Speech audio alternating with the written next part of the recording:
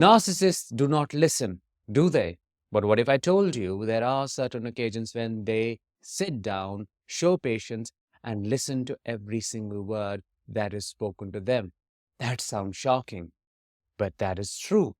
These occasions turn these restless souls into patient beings. Yes, it may be temporary, but they absorb information. They do not intervene and they let you speak. What am I talking about? Let's find out in today's episode. Hi, I am Danish, a narcissistic abuse recovery professional. The topic for today's episode is 5 rare occasions when a narcissist listens patiently. If that sounds interesting, please consider subscribing because your subscription to the channel helps in spreading awareness about narcissistic abuse. Number one, when they intend to extract information from you. In the early stages of any relationship with a narcissist, they show fake patience. They will ask you open-ended questions. They will inquire about your childhood to know what your weaknesses are, what your experiences have been, to guess what can be weaponized against you. They study each chapter of your life, not just childhood.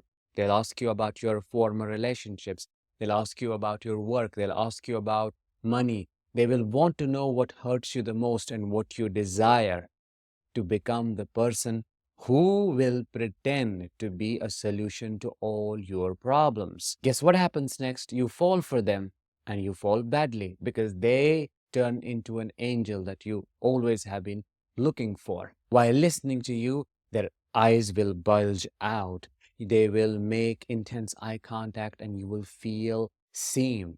You will feel touched. It will feel as if they have given you a hug through their eyes, but in reality, it's a predator who is trying to know how to hunt you down. They let you cry, they let you express your emotions. They don't intervene when they normally do. They don't stop you. They don't get bored. They just sit there, sometimes for hours, ultimately to feel empowered because the high, the rush is in getting you to open up. They like it when it is very difficult to penetrate through into your psyche, but when they finally are able to touch the softest part of yours, they see it as a big win.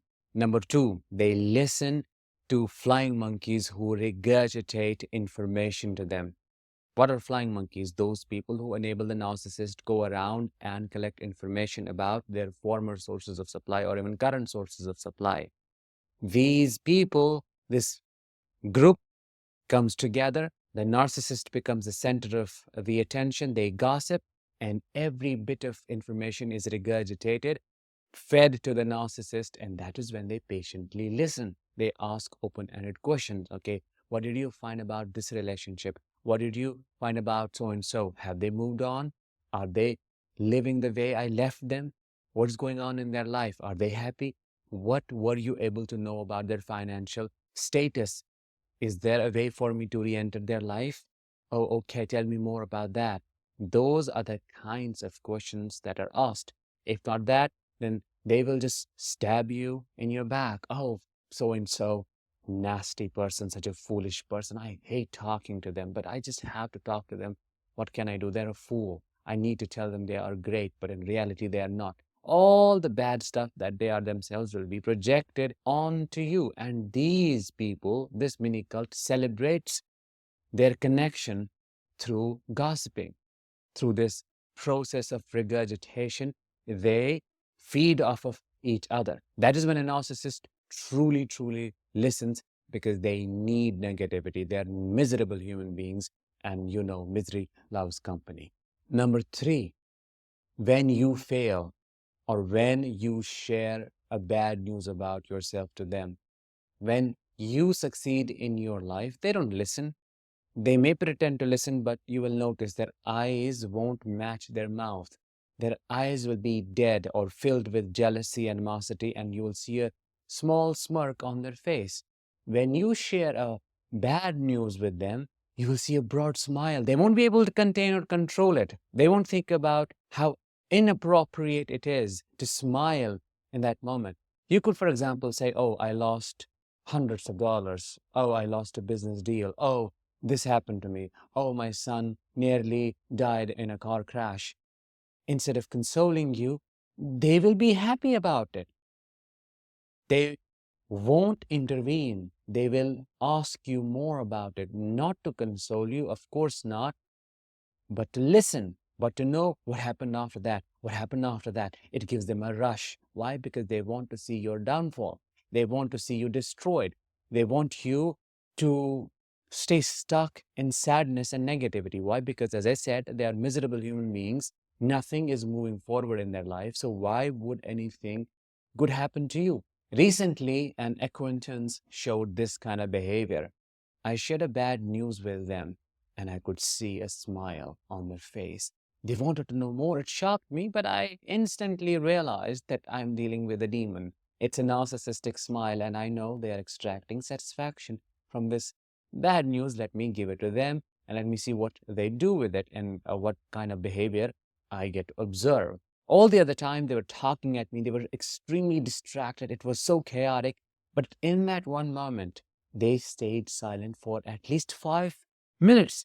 Miracle, miracle. They were talking at me, asking me about different things. But that one thing got them hooked and they wanted to know more. Number 4, when you react to their actions, you know it. When you react to their abuse, they push, they poke, they prod, they fight, they instigate, they aggravate you until they get a reaction. The moment they get a reaction, they just calm down quite instantly, sit down, and watch you fall apart, watch you go crazy. My sister did this to me recently, I think a year ago.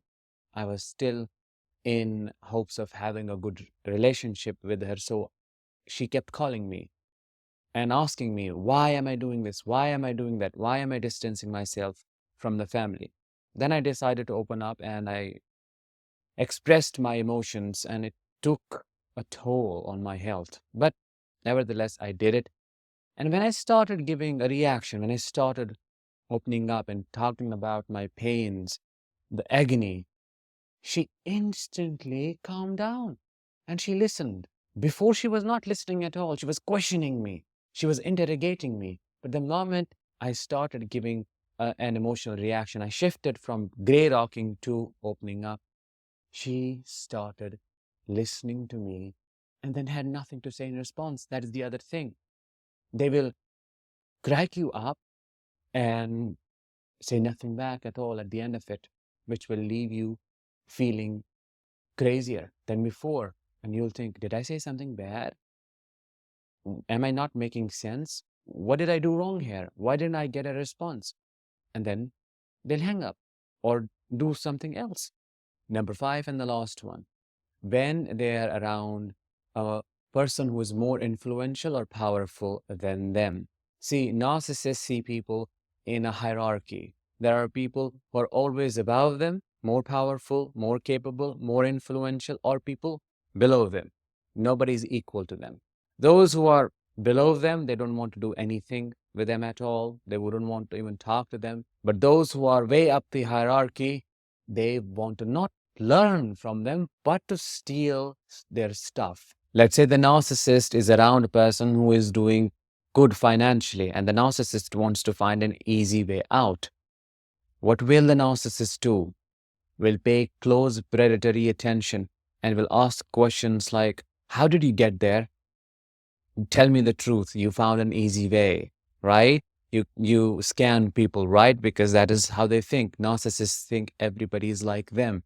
Tell me the trick. Come on, tell me the trick. No, I put in the hard work. What you see today is a labor of multiple decades, and it wasn't an easy journey for me. But what can I tell you? You gotta put in the work. Oh no, tell me the truth. Rich people don't get there through hard work. They do stuff. That may be true to a certain degree, but money, influence, and other good stuff can also be earned through honesty. But no, they don't want to take the honest path.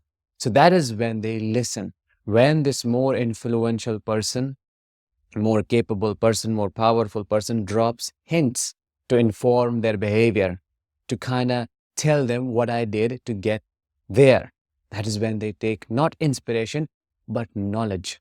and they quickly absorb it to find a way around, to know how to do the same thing, but in a scammer's way. That was number 5. I hope you found it insightful. Before you leave, I have a free resource for you. I have created a guide that answers top 10 questions asked by every single survivor of narcissistic abuse. This free resource will help you understand if the narcissist can change or not and how you should move forward in your life. Want instant access? Want to download it right now? Click the link in the description or the I button above, and I will send it over to your email. I'll talk to you in the next one. Until then, as always, let the healing begin and continue.